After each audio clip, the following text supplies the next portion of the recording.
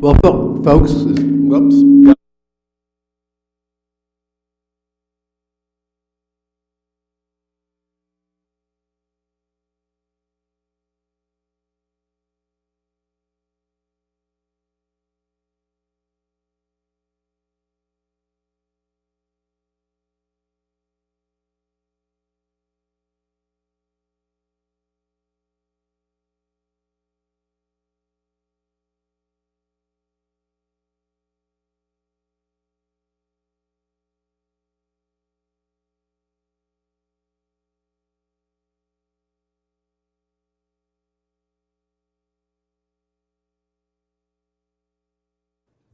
I want to begin with approving the minutes. May minutes were sent to you. God, it's been a while. It's been May. Were sent to you for your review. Anybody have any corrections or additions, subtractions from the minutes? Okay. I gotta get him back here. Yeah, just one little thing, but actually, I was impressed with the minutes, because I presented, Yeah. and I thought, like, down to the detail and the plot of the thing, these are great minutes. Yeah, it tends to go beyond minutes to close to transcription. It's really impressive. So, is that Deborah that did that? She's not here. It's Liz. Liz. Liz. Liz is back there. You're amazing. But one thing, when you do a presentation, so Sure. the minutes, you know, like you're Uh-huh. really jealous, did they get it right? It seems to me that during our discussion, in my perhaps faulty memory, Gabe, you said something to the effect, we could do that. Like it wasn't illegal or it was possible to do a tiered system. Is that right? Yeah. Okay, great. It would be nice to have that in the minutes as well. But everything else, Okay. in my, extremely jealous magnifying glass, everything else was fantastic. I thought, wow, people reading this, don't just understand everything I presented, but the plot of the discussion as well. And I thought, that's really commendable. You don't see that in minutes or meetings too much. Thank you. Well, good. Great. Okay, correction noted, appreciated, and made. So thank you, Kent, for catching that. And again, Liz, thank you for it's amazing how detailed the minutes are. I know a few people have asked about the overall objective of the panel and where we're headed. And again, starting back, and it's been since May, I think this panel was put together to provide input to the KUB board on key policy matters that affect you, that wanted to make sure that everything that came up here was transparently relayed to the board so that they were made available of the concerns. And this panel was constructed to tap a wide variety of folks in the community and interest in the community to make sure that those were made present for the board.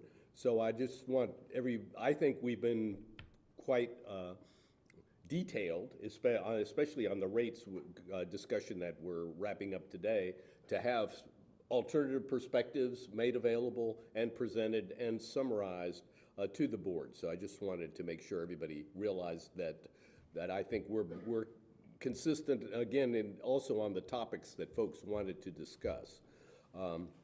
So what we're doing today is first, we're really going to have a bifurcated meeting. First, let's make sure we wrap up anything on rates. We spent an awful lot of time on rate structure, and make sure that we hear from everybody. We've heard from a number of people with more interest, obviously, in the topic, as is appropriate and appreciated.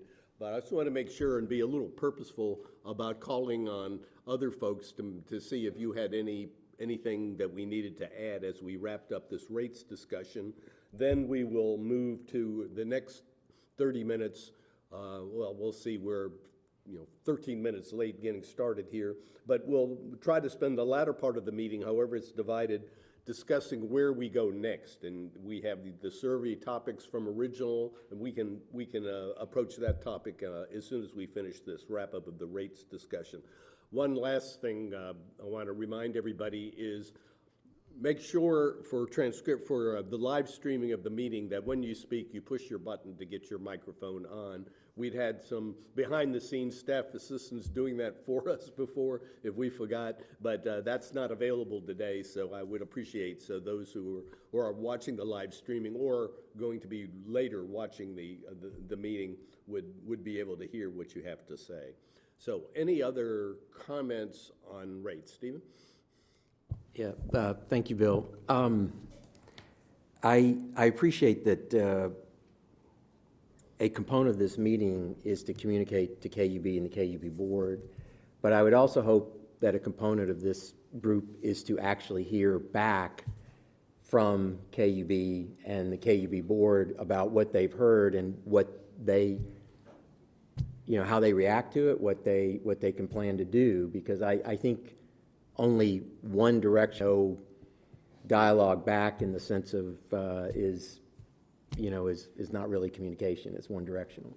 So I would hope that before we close out the rate section that there's actually some response, because our organization, we took the better part of 2 meetings, I guess, to present our material, and obviously that was done. There was a little bit of Q&A, but there's been no responsiveness to issues and concerns that were raised, ideas put forward, whatever. So again, one directional conversation is not a conversation. Yeah, well, I mean, I think we can't make that happen. That's beyond our role, but we can pass that request on, or that as part of our discussion, that will be, I think, made available to the board for them to respond to that. And I'll add to that. I mean, yes, I think every single trans video, every single thing, we've had board members at every meeting up to this one, listening to your all's input and suggestions. It's an advisory board, so we would definitely want advice on what we need to do next, what we need to look at. So, we're going to take all this stuff in. I mean, what Kent presented was very interesting. I mean, I'll be honest, it was, I've never seen like it. And so, we will look at all those things, and I don't know if we have a response per se today, Stephen, but I understand where you're coming from. But we are, looking at all those options and looking at what our, the balance we have to with financing it, funding it, capital programs, those type of things. So, I don't have a very firm answer today.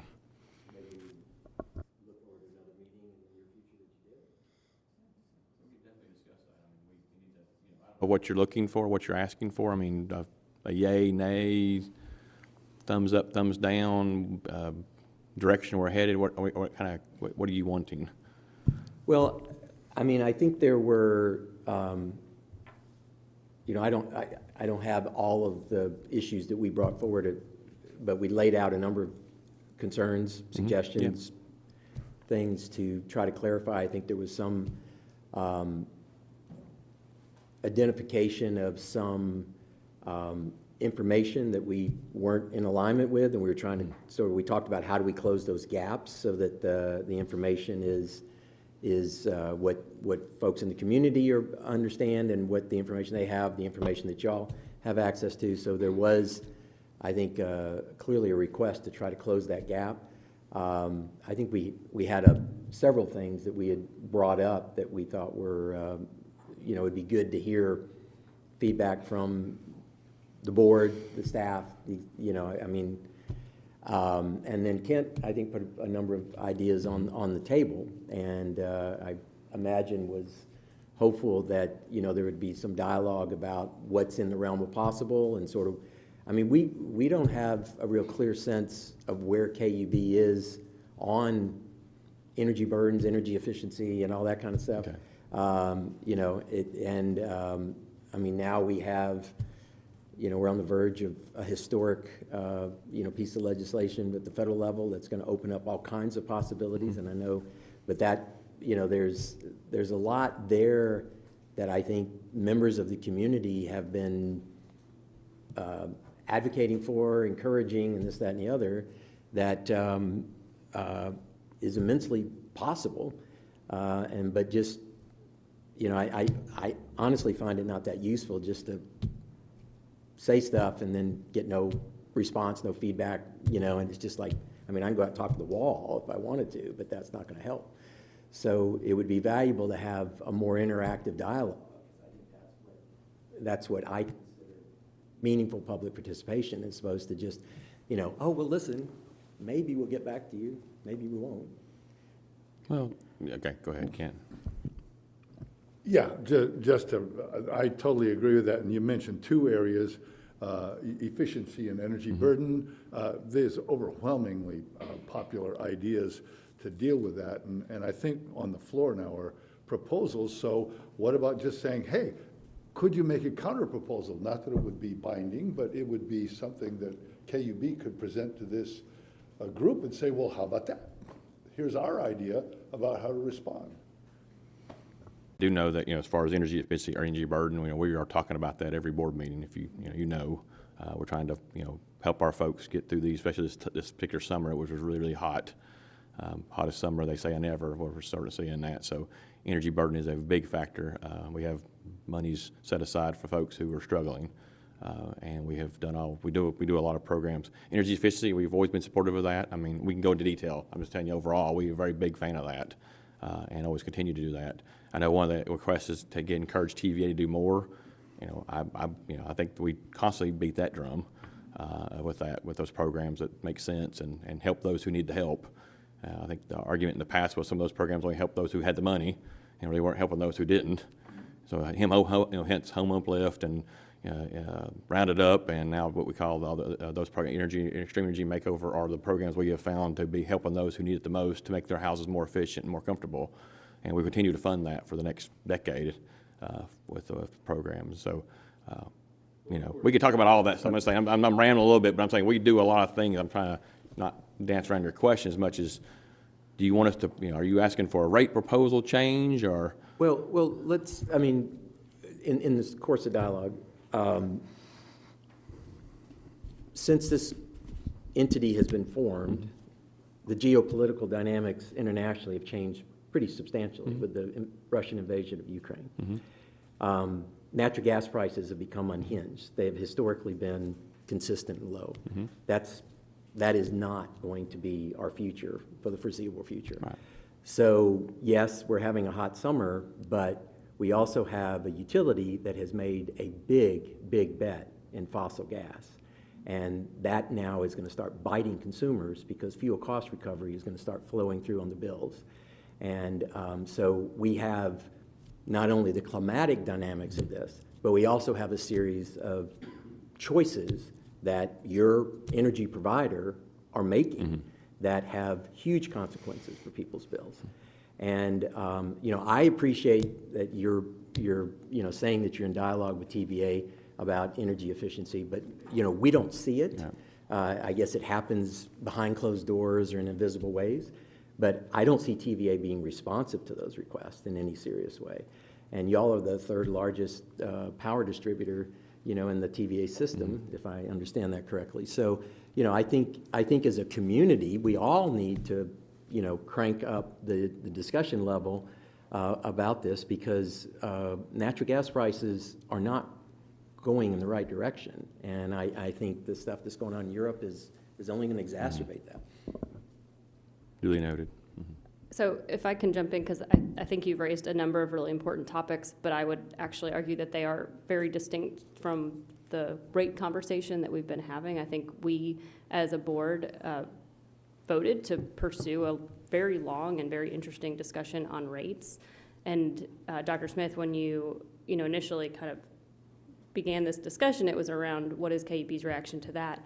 But then I think, as you and Kent have brought up, there's a lot of other really interesting related topics, but they're not necessarily about the rate structure. So I think, you know, to come a little bit around to Dr. Lyon's point around what do we need to do to finalize the rate discussion, and then where do we go next? Because I think that there's some very interesting dialogue that we might have around utilities in regards to energy source and energy burden and energy efficiency and programs. But to me, those would be distinct topics that we might explore later rather than a conclusion of a rate design conversation. That, you know, last time, based on your presentation, largely we had a lot of renewed interest in weatherization, efficiency as a potential next, but we haven't taken that on as a topic. So that's something that I was thinking when we got in the second half, to Aaron's point, that may be something we want to go to next. It gets some of the issues that are coming up here. Anyway, like I said, we can pass these. Yes. Yeah, I want to respond. Yes, Aaron, I agree that there are dimensions of energy efficiency and how we set up programs and everything to help, but ultimately rates create energy burden, and that's a serious problem for a lot of people. And I think that, you know, you can try to silo all these things and completely separate them, but they're actually related, because what's happening in rates and rate structure and how, you know, fixed fees and variable fees and all these kind of things, the various things that I think Kent was bringing up about different tiered rates and this, that, and the other, that is a piece of how do you deal with energy burdens. Now, yes, there's a whole discussion about very targeted programs that can be done, this, that, and the other. I am vitally interested in that conversation. But I don't believe that you can, you know, just tie the rate piece off and say, yep, we're done with that, move to energy efficiency and act like they're not interrelated. They're totally interrelated, because again, they're part and parcel about how you tackle the whole overall issue of energy burdens. And as I was trying to allude to by bringing in some of these, what you're calling extraneous conversations, the reality is that the geopolitical dynamics are having a profound impact on rates. And they were not foreseen, because we did not know, didn't have a crystal ball about what Russia was going to do. And now that natural gas prices, which have historically been low, are unhinged, that is going to exacerbate this situation a lot more. So I think we've got to figure out how to see these in complete context. If we want to temporarily hold the rate conversation, go look at some energy efficiency opportunities and then bring them back together, I'm all in favor of that. But they aren't distinct, separate entities. Sure, so you have asked KUB to respond to the conversations that we've had over the last, gosh, five meetings, let's say. And I think if we're gonna ask that request, we should have some discussion about what it is that we are requesting they respond to, because our conversations have gone in many directions over a number of topics. And I think if, to your point, we would like to have a discussion about a particular thing with and without some of the other topics that are surrounding it, we should provide some of that discussion in this meeting so that we can provide that clarity. I think it's maybe not as productive to throw out a need for a response when we're not then able to articulate the types of topics we would ask that response to touch upon. So, well, I think, more discussion. I think, I'm sorry, Kent is, Yeah. I interrupted you one time, so. I've been trying to jump up and down. Yeah. The clarity, good. I mean, the clarity is contained in the presentations that have been made. A presentation was made saying fixed fees on our bills contribute to energy burden. They're intimately related. Reduce the fixed fees. Fixed fees are necessary to maintain constant income for the utility. I gave a presentation for a utility that has tiered the fixed fees to assure the utility gets the money that it needs, and it's in the context of an extremely aggressive energy efficiency program. They're all related, as Stephen says. That's exactly right. So what we're asking for is respond to all that. What about once we hope this IRA bill passes by January of next year, we're going to have a flood of money coming in that can be used for multiplying by 10 times the money put into energy efficiency, creating a jobs program around that, creating a tiered system of fixed fees and possibly rates, whether it's in imitation of what I suggested or it's a newly devised thing by the brilliant people that are here. That's what we're asking for. Put all that together. You guys have phenomenal expertise at that. You can do it. I think we started off by saying, let's wrap it up, and we ended up with communication. The presentations were made, and we went back and forth, and we got through that. And now communication back and forth, we want you to respond to that. And that's where we are. We haven't heard their response back. So giving KUB the opportunity to respond, I sat through those presentations. And for me, again, I'm a messed up individual, that in a presentation, if I want response back, for me, I make recommendations in that presentation. And that recommendation goes to the other entity. And then the entity comes back and say, we agree with this recommendation, this is what we're going to do. We don't agree with this because we can't do that. And I guess that's what we're looking for, because I have quickly learned in my background that when I'm in a position to just make recommendations, I have no authority to change anything. So I just give you recommendations. And when you come back to me, that's what I get. And I think I'm hearing also for me that we want something to change. And we don't know if we can change, and we don't have the authority to make KUB do anything. But they did listen to us. So now I think we really do owe it to them to just come back, look at those recommendations, great recommendations, and see what they can do about that. And whether or not it's some other alternative discussions we need to have on some of the other things that we talked about, but we got to give them an opportunity to come back and talk to us. That's where we started. And now we've evolved into something else. So Okay. that's my 2 cents. Well, we appreciate certainly all the perspectives that were shared by Kent and Maggie and Dr. Smith. That's all good information to have. I think from a staff's perspective, we are not prepared to recommend to our board any change in our electric rate structure at this time, for a number of reasons. I mean, a lot of this centers around the basic service charge, which currently for us is $20.50 per month. And we've looked at that in different ways. There's been suggestions to reduce it down to $6 and increase the KWH rate to about 1.2 cents.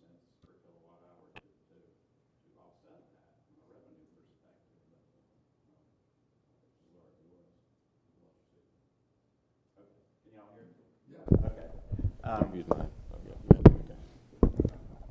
Thank you.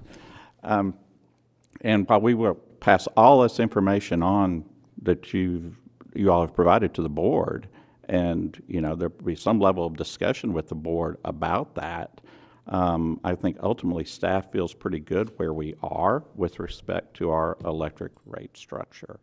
One of the main concerns I think we have with changing it, and we've talked about from the low-income customer perspective, and there's been a lot of debate about the usage levels for our various low-income customers and what those thresholds are, but I think our belief is we would end up hurting as many people as, or maybe more people than we would be helping by lowering the basic service charge when you look at it from that perspective.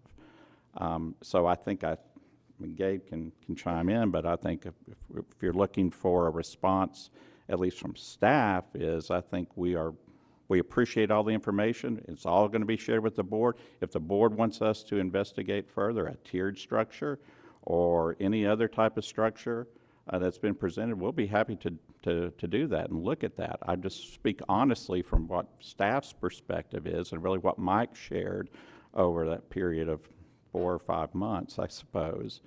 So that's sort of where we are on that. And I guess from a staff perspective, we were wanting to hopefully turn the conversation to looking at things that can help, in particular our lower income customers with energy burdens that moves outside of the rate structure. And that's really looking at weatherization and other energy efficiency programs, of which we're big proponents of. And what are ways that this group can collaborate together we're not going to agree on we obviously don't agree on everything on the rate structure. That's a given.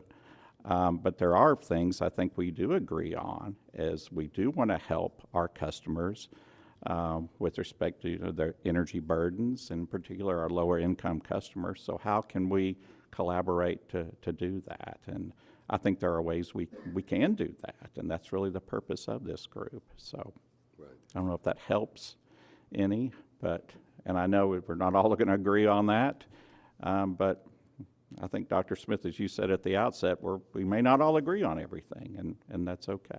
Right, I think, if I can add here, I mean, our task, and my understanding from the beginning is clearly to make sure the input is broad-based, takes in very counter perspectives to what is now being done by the utility, and make sure that information is made available to the board.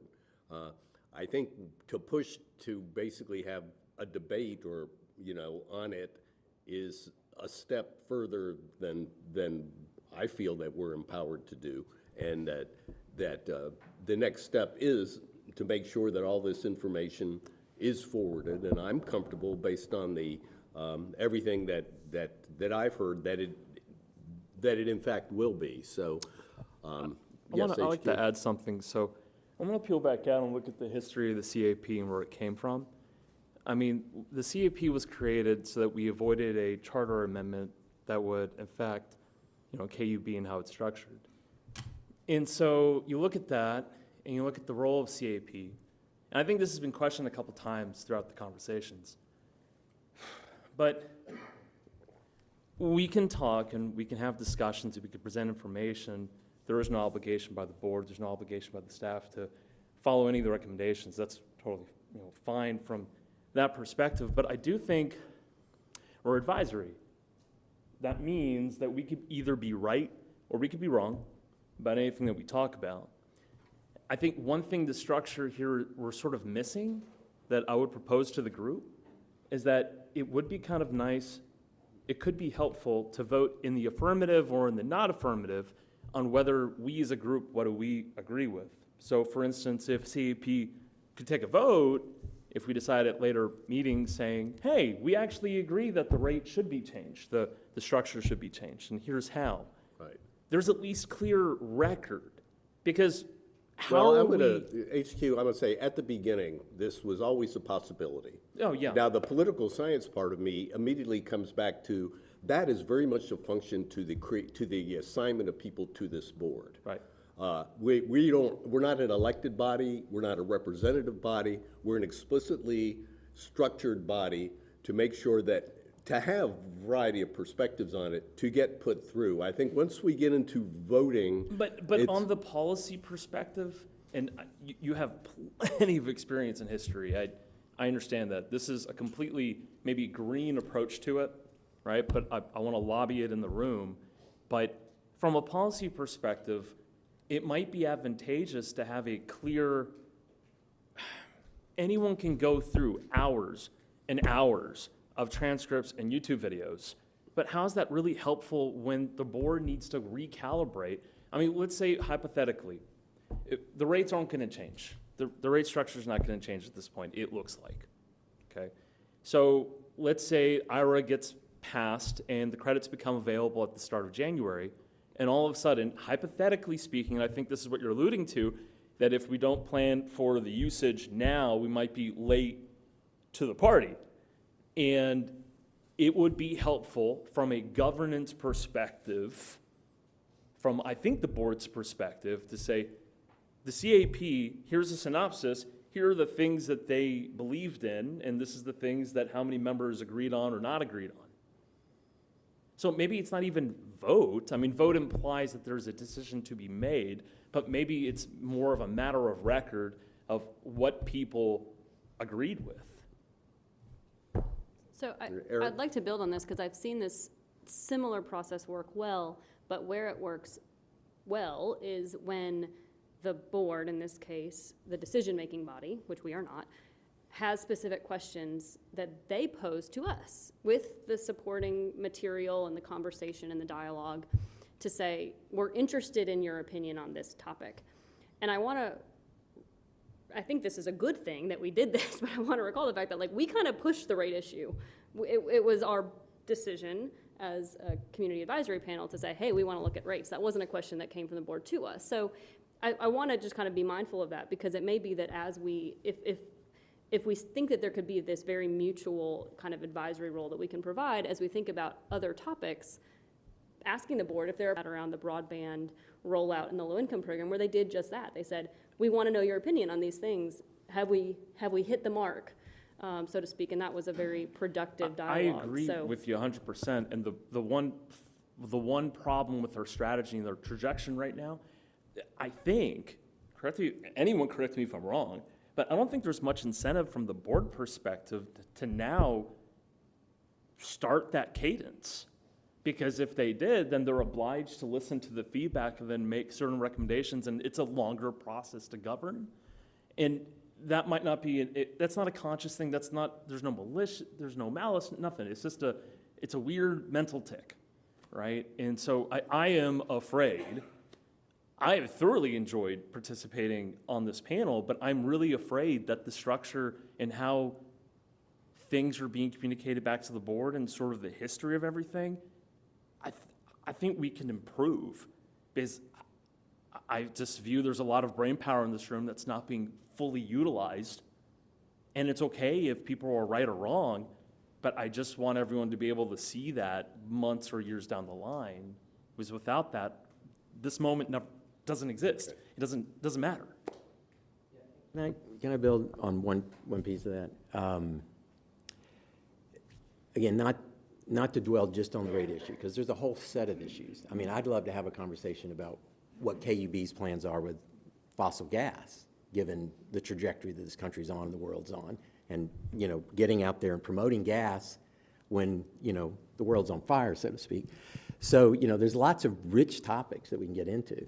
But on the rate discussion and the fact that the board is been fully versed on this, that, and the other, my fear is that there's only been one or two board members here every once in a while, and it's questionable about how much they're really absorbing what's going on, but I can't fully know that. But if what is communicated back is that an organization came, presented information that had questions about our KUB's analysis of what's going on, and we disagree with it, and so we're just going to agree to disagree, you know, and that gets communicated back to the board.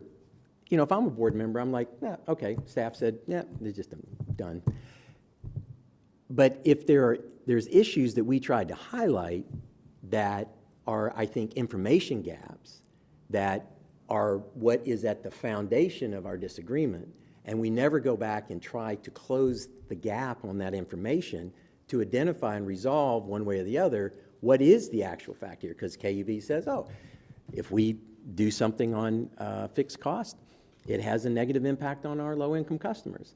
And we say, no, wait, you know, because you're doing this, this, and this, that analysis may be incorrect. And they're like, well, we don't know. And so we're like, well, let's get to the bottom of that information. And then let's make sure that everybody, as much as possible, using the facts, everybody's got entitled their opinion, they don't got entitled their facts, can actually resolve. And then that is what is presented to the board.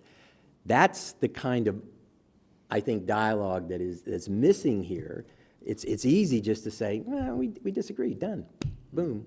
And you know, that's your prerogative, but to me, that's not real dialogue. Yeah. Well, again, I just would say the advisory committee is a little different than a dialogue. I mean, and I think, that again, I see as beyond our charge to kind of mandate a dialogue. I think the request in this discussion will be forwarded. And, you know, I think that's open to whatever further action comes from that. But I think, well, I don't know that we can resolve anything more on this today. Maybe we can let it marinate a little bit and talk a little more about it next time, raise this issue again, let the staff at KUB think about it. But I don't really think it's, at least from my perspective and my position, I don't feel like reconstituting the purpose of the board exactly is up to us. From advisory to, you know, justification, you know, for Q&A, question, response, et cetera. And I understand what you're saying about some of the underlying factual dynamics that sort of are foundations to some of the conclusions we make about the impact on rates on income and all of that. That's something we may want to talk about a little more. I want to make sure, before we get off of rates, when we spend a lot of time appropriately on rates, Mark or Christina, Joe, or Tiki, some of y'all, and David, do you have any feedback or anything you'd like to make on the rate discussion or the rate concept before we move on to next topic? I have a point. Hopefully it's on topic. It's definitely on the topic of rates, but kind of one of these maybe side issues that influences. Where I guess undergirding the rates conversation really is this interest in the impact to low-income groups. And so I guess I'm wondering, I'm thinking back to the earliest diagrams that Mike showed us that were like the houses on a street, there's one house, you know, just taking all the service charge on its own, and then you add another house. And I can't help but wonder if, or how land use zoning impacts that service charge and the rate impact to low-income customers, if there's an opportunity for KUB to advocate for certain zoning regulations that would make a tangible impact to the rates for low-income people. And I know we just went through recode, and maybe in some ways it seems like that ship has sailed, but I hope not. You know, I hope we see that as a something that is, you know, can be reformed if it seems appropriate. And so just want to throw that thought out there. I just want to add to that the concept of ADUs makes that very relevant.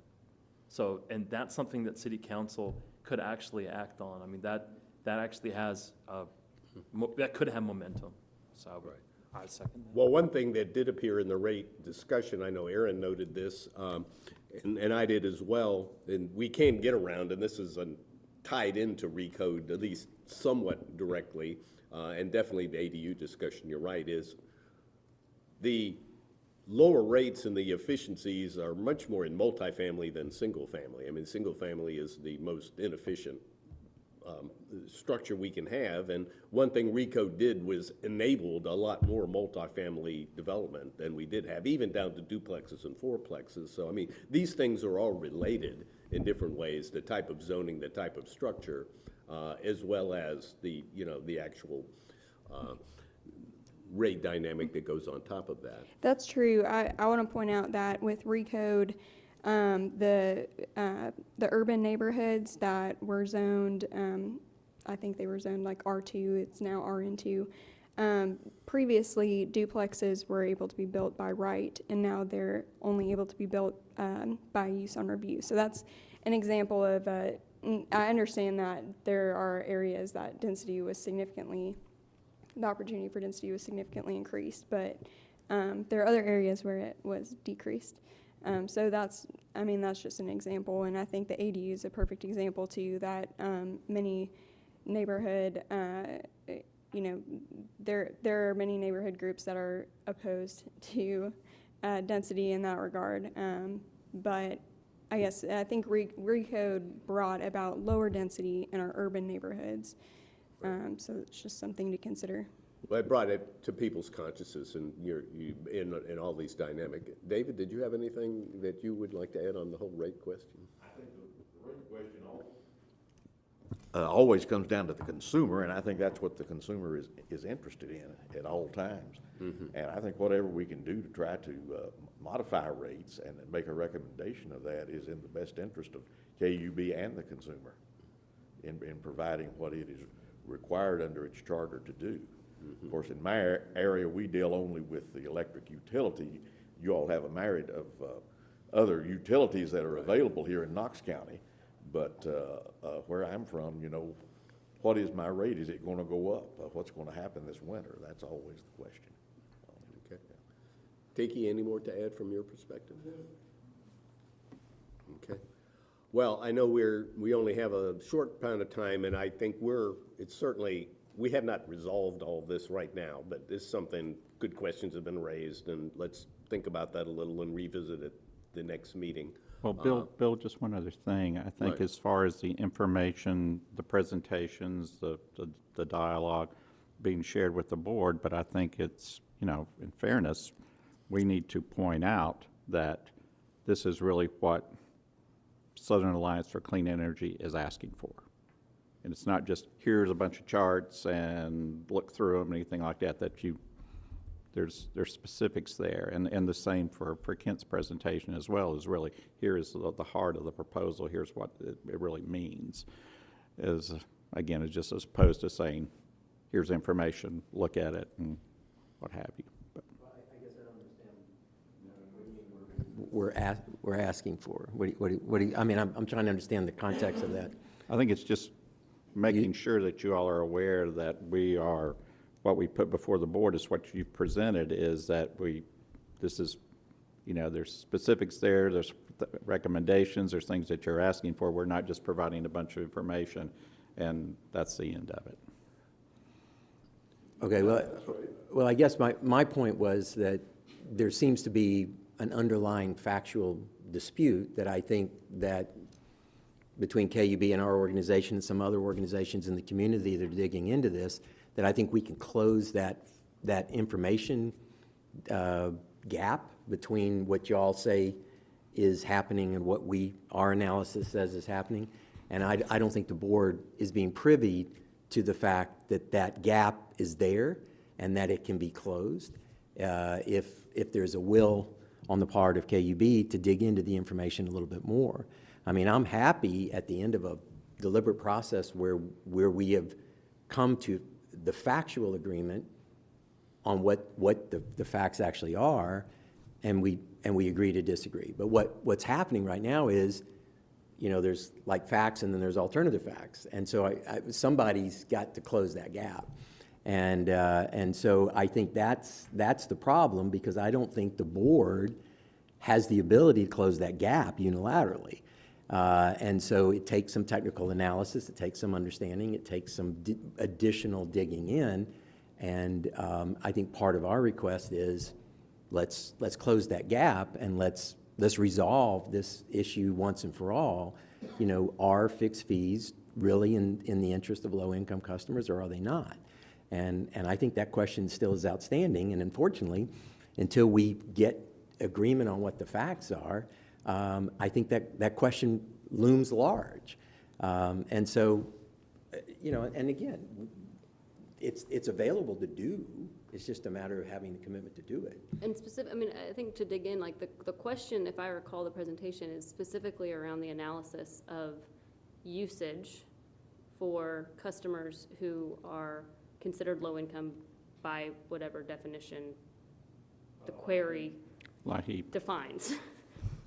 Is that, because I think that the question of are they in the best interest of customers, I think you are approaching that from a mathematical perspective, reasonable. But it all is predicated on, do we have the granular data that assigns usage with income? And how does that data break down along these, we saw many bar charts of where the average was relative to income and usage. Is that the precise gap that you're articulating needs to be closed? Well, I think that, I don't have it in front of me. I don't have all the details, but we laid them out. I think you're recreating it in a largely accurate way. But again, I think there is a pathway to closing that gap. And I see no reason why we don't do it. I think it's good for the community to understand that. It would be a financial burden for KUB to do that, right? Or it's a financial burden for somebody to collect the data and to analyze it. I would go in, and sometimes it's even how granular can you get? Once again, we don't know what anybody makes. We have to use maps, charts, estimates. When Maggie presented, it was the whole Southeast. It was data we're all pulling from different sources. They're none wrong or right. They're all correct, but it's how granular can you get to some degree. And I see where Stephen's coming from. I appreciate this dialogue because I understand where you're coming from now. Well, again,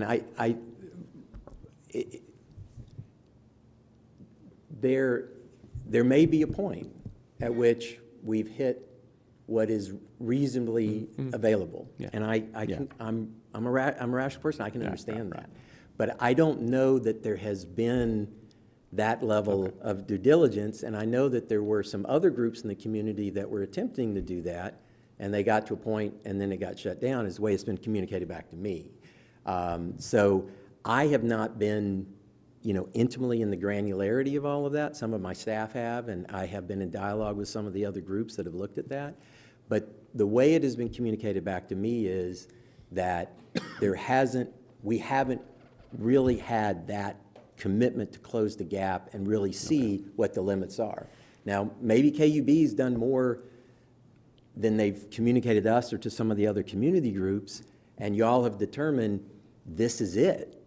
And, you could come back and explain to us why it is. But my understanding is that other communities are able to ascertain this. And so I'm not quite sure why Knoxville would not be able to. But I agree with you that there are different pots of information that people pull together and come to different conclusions. And that's part of closing the gap, is us agreeing on what is the data set that we're all working with and what are the limits of resolution. And it may be that once we get there, we all have to just say, look, this is it. This is all we can do.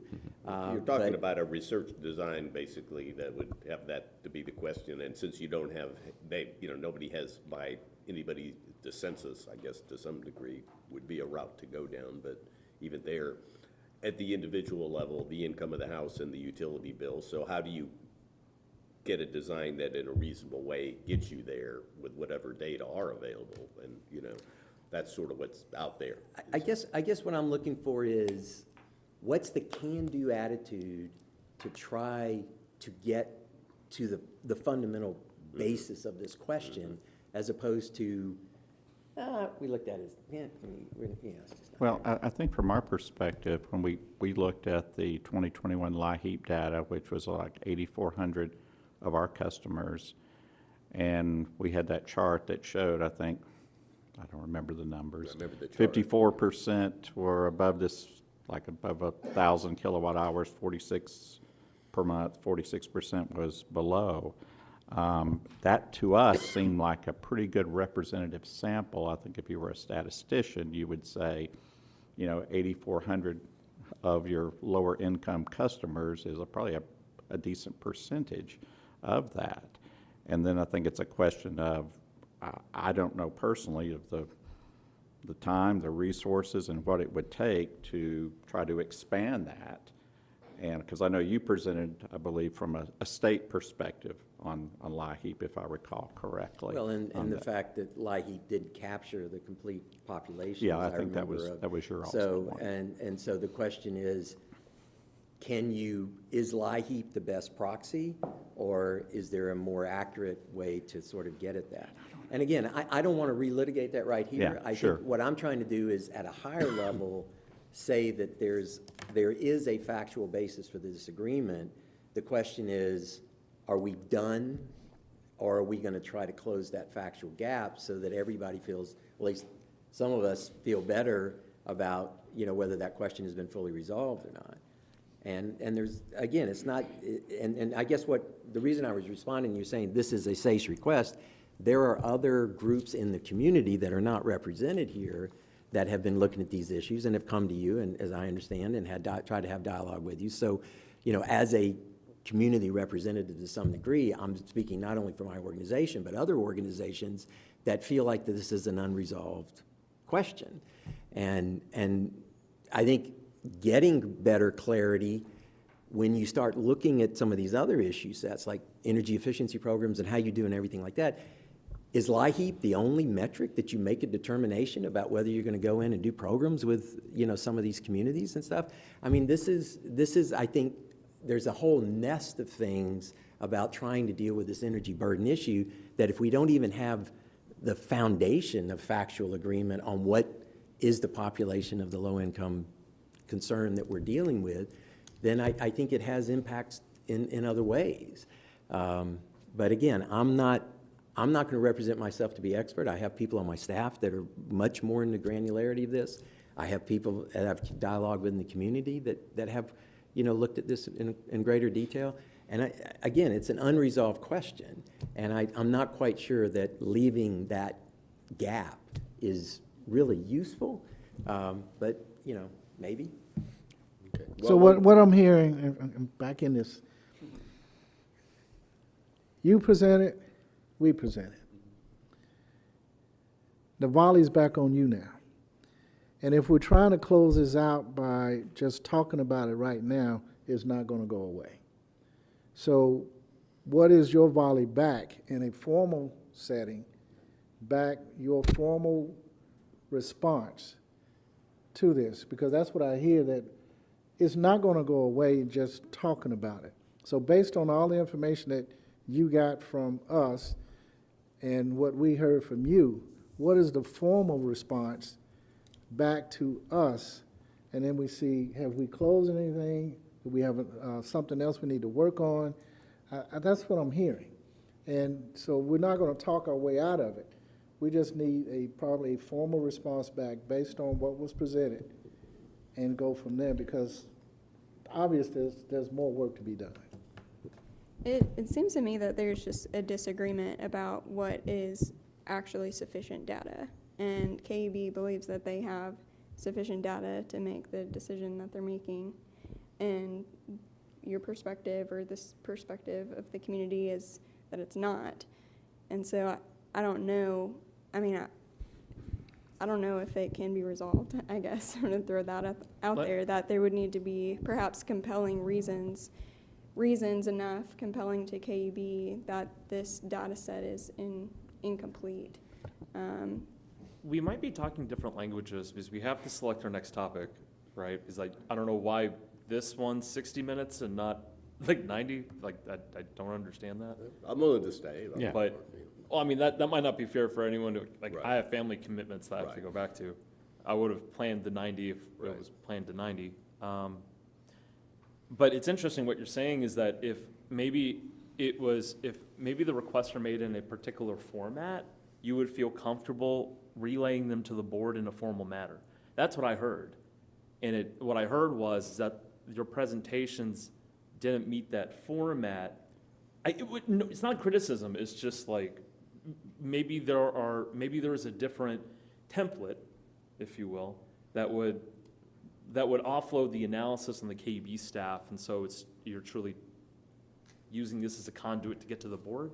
Well, and I think to build on your point, HQ, and maybe this is kind of part of the tension, we heard presentations from Southern Alliance for Clean Energy, we heard presentations from Kent talking about LA, we had a lot of discussion as a board, but I think from KUB's perspective, if I intuit a little bit, it's like there's a little bit of a difference between one member making a request versus a collective panel saying, hey, this is a really interesting question, we actually do think there's more here, and being able to clearly articulate what the questions are that we're trying to answer and what we as a panel would argue would be the gap to fill versus just any one of us saying, here's what I think the gap is. So to go back to that question of like, whether we close it out today or not, is there a discussion that says, if we think that there might be a gap, how do we as a board try to articulate the very clear question that we're trying to answer so that it's not just a scattershot of perspective? So, and now there's another friction with this. I'm going to put you on the spot a little bit, Bill. Is you have clearly articulated today that might not be in the purview of the CAP. Right. So we are now at odds. That's important because if that truly is the impasse, then I as at least one member of the CAP feels as if his energies and efforts maybe are misplaced. And you have to start asking, we're all here to try to make positive impact.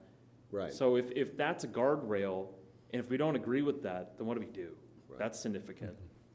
Well, let's see what we're talking about. I just said taking formal votes on things from the beginning, and maybe there are ways to get around doing that. Maybe we can have a general sense that a little less formal that Okay. we'd like information on something. It's because when you start taking votes, it's almost, Whatever the format is, you Yeah. guide us, but Right. as long as there's sentiment that is brought to the board, I think Right. that would quell. what I'm hearing here Right? is some more, the whole thing really comes down to one, I think, fundamental, what you've called where the gap is, and that is, are fixed rates lower, changing the fixed rates, how would that actually impact low-income folks? you know? But I mean, that's. we don't have to go in the those are the details, and those details will shift from meeting to meeting and topic to topic. Right. I'm just gonna throw this out there. I would love for the board to have an agenda item that literally on their agenda, every board meeting, review notes or recommendations or overview notes from the CAP. Every board meeting on the agenda, there's literally a line item saying we're going to review the CAP's findings. Okay. But how do we define what we find? That's Kind of where I go. That requires work that's outside of the 30 seconds. Well, you've got I the agree. detailed summary notations we just referenced and how that's done. I mean, I can say from my point of view here, we can make, that would be a board decision that they can make. And they can, let's make sure they're made aware that that feeling is there, you know, that was raised today. And if it's not adopted, I guess as a CAP member and other members, we can continue to voice that every meeting. That's also within our right. I think, and it goes back to the purpose of the CAP, why it was formed, what's the mission of the CAP, because we can come in here every meeting and attempt to change that when, if it's explained to us and that's what it is, then it may end up being a recommendation to add this or take this out, but we're not there yet. It is what it is. And this is where we are. We are a recommendation panel, as far as I understand it. And if something needs to be tweaked, and that's a whole nother issue. But we can go through this every meeting. I'm not saying we go through this through Yeah. every meeting. Like, let me, let me be really clear about this. What I'm talking about is setting up a foundation, a structure, so that it's seamless. We have a conversation about a topic, and it just magically appears into an agenda item and a discussion on the board. Wait, If that's what we want, I'm there. I want less time on procedural, less time on why we're here. I want more time on the topics. There's a lot we need to discuss. We haven't even talked about business rates. This has been all residential. I represent the business community. Like, that's a whole area we haven't even discussed. And that is, what, subsidizing most of the residents' cost? Again, we haven't even talked about that. Like, I would love to talk more about the topics. Okay, well, I think I think then this discussion can be put in front of the board and they are aware of that request and see how they respond. Yeah. I think we do need to, and I know because of the time we advertise and sensitivity is there, what topic, I think I'm prepared to say that the formal discussion of rates and information, we've spent a sufficient amount of time on that we need to move on to something else. I mentioned I noticed a lot of interest in weatherization and energy efficiency at the end of the meeting. That's a possibility, but you also have the other survey topics we talked about, including alternative energy, electric vehicles, workforce diversity, you know, a number of others. So would anybody want to make a recommendation of what we go into next? Which I believe would start with, as we have been, with let's get the lay of the land of where we are, and we would hear, and then we listen, question, and possibly respond. Ken? Thank you. I think we should do weatherization and efficiency next, because they are, in a way, intimately related to rates and to the question of energy burden. And I think we're also on the verge of getting a river of money from the federal government that would really enable KUB to do a substantial growth in efficiency programs for poor people without necessarily making it ratepayer funded. Okay, we have a nomination of weatherization and energy efficiency. How does everybody feel about that? Or do we have any alternatives? Do we have a thumbs up over there? I see. Okay. 2 thumbs up from Tiki. Okay, do well, it that while the seems to be weather's not harsh. majority. That's So great. I guess the request would, at the next meeting, would be you let us know the state of the efficiency programs and so forth. That would be the request for KUB.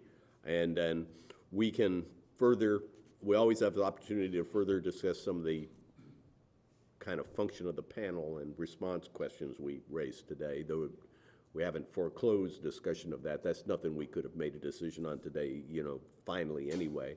All right.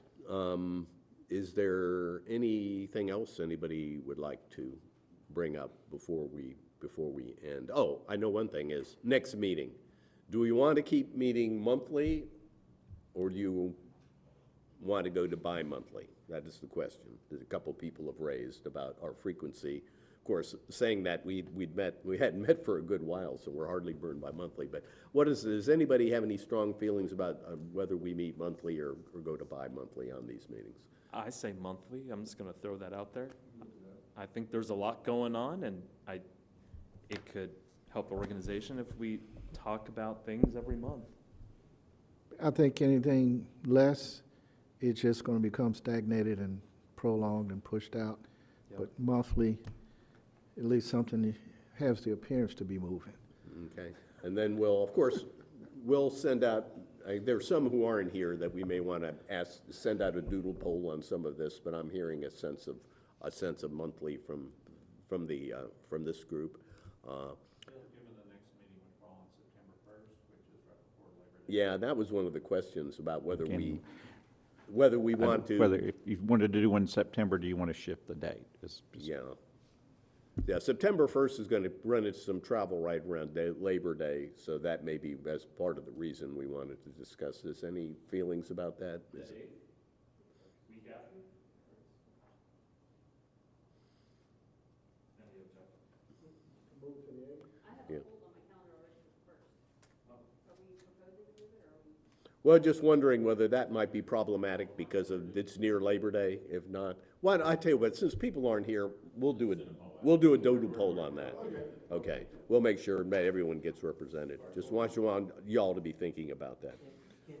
Brought up I think potentially the November meeting is on Election Day, Yeah, I thought so that may be an Yeah. issue. Yeah, that's too. not too good. No, because we've have a panel member who's actually run for office, you know, so some of us are politically active too. I'd say we have some likelihood of some politically active folks in here. Okay.